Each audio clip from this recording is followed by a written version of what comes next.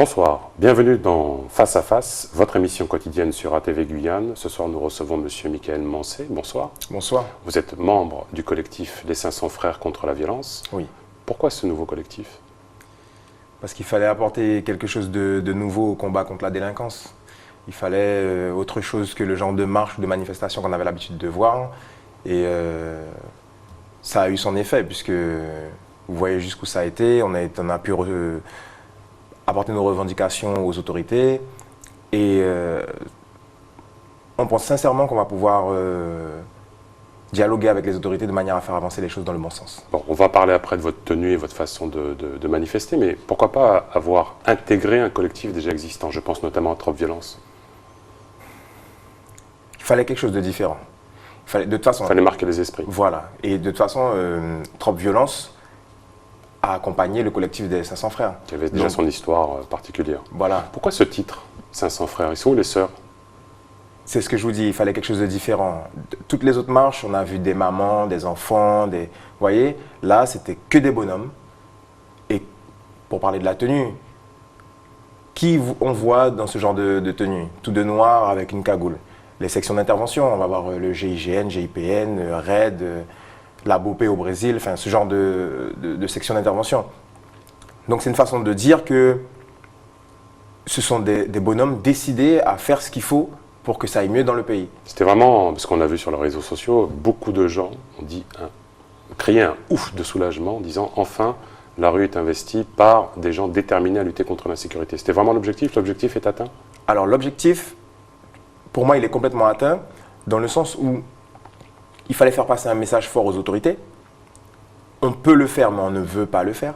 Il faut qu'on trouve des solutions avant qu'on en arrive à ce genre d'extrême, parce que comme je leur disais, ce serait la pire chose qui puisse arriver en Guyane, à mon sens. Vous n'êtes pas une milice. On n'est pas une milice.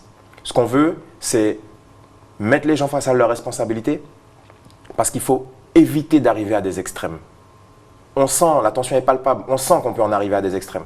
Et c'est d'ailleurs pour ça qu'il y a des gens qui sont mitigés, qui disent « encore une marche, mais pourquoi on n'agit pas ?» Et nous, justement, on essaie de leur dire « vaut mieux pas ». Il faut qu'on est d'accord pour mettre les gens face à leurs responsabilités, envoyer un message fort aussi aux délinquants en leur disant que voilà, c'est bon. Il faut faire attention, c'est pas parce qu'on est bien gentil là qu'on n'est pas en mesure de faire nous-mêmes. On n'a pas envie de ça. Le 22 février, vous avez rencontré le préfet. Qu'est-ce que ça a donné? Alors, on a pu, le préfet et les autorités de Guyane, on a pu leur transmettre des revendications de manière à ce que leur travail soit plus efficace par rapport aux spécificités du département. Alors par exemple les squats, vous avez dit il faut qu'on les aide. Vous avez dit d'ailleurs une très jolie phrase, vous avez dit les textes de loi les concernent, la réalité du terrain nous concerne. Au niveau des squats, qu'est-ce qui va se passer par exemple? On aimerait, il faut pouvoir identifier les différents types de délinquance. Il faut faire une différence entre les gens qui vont dealer ou voler parce qu'ils ont besoin de manger, parce qu'ils n'ont pas d'autres moyens, et les gens qui ont choisi de vivre de ce mode de vie-là et qui ne veulent pas en sortir. C'est-à-dire que dans les squats, on sait qu'il y a les deux types de délinquance. Et cette réalité-là, vous la connaissez? Même au-delà des squats. Hein. Bien sûr. Donc, on connaît cette réalité-là. Les gens qui vivent de ça, de ce genre de délit-là, parce qu'ils n'ont pas d'autres moyens, il faut pouvoir les aider. Ceux qui ont envie de s'en sortir et qui ont envie d'intégrer la société, il faut le leur permettre. C'est-à-dire qu'il y a des gens qui ne peuvent pas être embauchés, ils ne peuvent pas accéder à quelque aide que ce soit, donc ils n'ont pas d'autres moyens. Ces gens-là, il faut les aider s'ils ont envie de faire partie de la société. D'accord? On ne peut pas toujours être dans le répressif, il faut aussi aider, accompagner les gens qui ont envie de faire partie de notre société. Maintenant, ceux qui ne veulent pas faire partie de la société, c'est un autre problème qu'il faudra identifier et combattre autrement. Alors, vous êtes un policier en disponibilité, donc vous avez passé un concours, vous connaissez les textes de loi. Oui. Si les choses n'évoluent pas, vous heurtez finalement à la justice. Et on dit souvent que quand on se passe de la justice, on se transforme rapidement en milice. Vous dites que vous ferez à la place d'eux. Non, le truc, il y a un...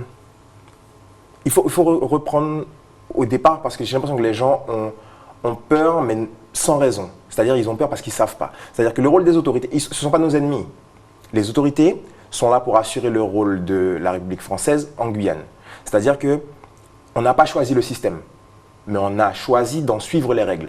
Par exemple, vos collègues et vous-même certainement, vous avez été confrontés à cette espèce de lit que constitue la récidive. Par exemple, on le voit dans le quotidien aujourd'hui France-Guyane, des gens qui sont condamnés, qui cumulent jusqu'à 22 condamnations et qui sont toujours en liberté. On sait que des policiers, des fois, n'osent même plus sortir en se disant « mais à quoi ça sert? Je vais arrêter le délinquant et 2 heures après, je vais le revoir dans la rue ». C'est pour ça que parmi nos revendications, on a mis l'accent sur le fait de donner plus de moyens à la police, de faire remonter les incohérences de formation au sein de la police et qu'il y ait plus de cohésion entre les services, donc police, gendarmerie et justice. Mais également, on a demandé qu'il y ait enfin ce nouveau commissariat qu'on nous promet depuis plus de 10 ou 12 ans. Au-delà de ça, il nous faut également de vrais moyens en matière de justice. Le président du tribunal lui-même dit que le tribunal n'est pas en mesure de répondre à la... Vous voulez qu'il y ait une adaptation de la justice ici Non, ce n'est pas une adaptation. C'est qu'il faut une vraie cité judiciaire, c'est-à-dire un endroit qui regroupe tous les domaines de la justice. Aujourd'hui, c'est éparpillé un peu partout. Vous voyez, il faut une vraie cité judiciaire. Il faut un tribunal dans l'Ouest. On a vu la démographie grandissante. On a vu la délinquance qui grandit avec. Il faut pouvoir répondre en matière de justice à tout ça. C'est-à-dire qu'il ne faut plus, par exemple, il faut éviter la correctionnalisation des peines, des faits qui doivent être jugés aux assises, les traiter au tribunal correctionnel. Il faut arrêter avec ça. Il faut être ferme avec les délinquants, qu'ils aient vraiment un message. C'est-à-dire que le message que renvoie la justice aujourd'hui est trop gentil.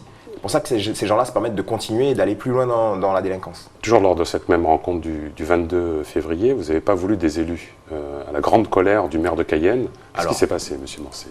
Vous avez rendu folle de rage, madame le maire de Cayenne. Le mieux, ça aurait été que vous demandiez au président des 2 associations, donc M. Palmo et M. Goudet. Moi, je dirais simplement que, en fait... Vous étiez plutôt, vous, favorable à ce que... Non, c'est pas ça, c'est pas ce que j'ai dit. En fait, c'est que on a demandé à être reçu par les autorités parce qu'on a déjà prévu de les rencontrer à nouveau avec les maires. Donc, je pense que c'est dans ce sens-là, c'était pas pour dire non, on veut pas d'elle. Vous voulez toujours travailler avec les maires Ah, bien sûr, on les a rencontrés, on a rencontré l'association des maires. Et puis, madame le maire de Cayenne est un partenaire privilégié avec qui on a toujours eu des facilités à discuter. Il n'y a pas de souci à ce niveau-là. Monsieur Mancé, vous êtes en disponibilité. C'est quoi votre quotidien, vous, professionnel? Ben, je fais ce que j'ai toujours fait. Hein. Moi, entre guillemets, je faisais déjà la police avant de faire la police. J'ai toujours couru après les voleurs, donc c'est pour ça que j'ai passé le concours de police et que je suis devenu gardien de la paix. Maintenant, je continue dans le même domaine, je fais de la sécurité privée. Et pareil, pour toujours essayer d'apporter ma contribution à la sécurité de la population.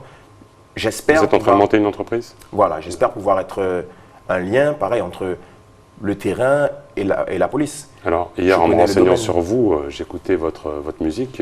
La chanson s'appelle Mon Papa PSG. Ah, il y en a d'autres aussi, mais je pense que c'est celle-là qui vous continuez aussi dans la musique? Ben, en fait, non, la musique, c'était pour faire passer un message. Et j'ai fait d'autres chansons, mais c'était plutôt des rythmes traditionnels guyanais. Celle-là, c'est de la dancehall parce que c'était pour s'adresser aux jeunes. Mais après, mon objectif, c'est pas de faire d'autres chansons. Il y en aura certainement d'autres. Vous êtes confiant dans votre action? Oui. Ce sera le mot de la fin. Merci, Monsieur Mancé. Merci d'avoir suivi cette émission. Les programmes continuent sur ATV Guyane. Tchambérel, les amis.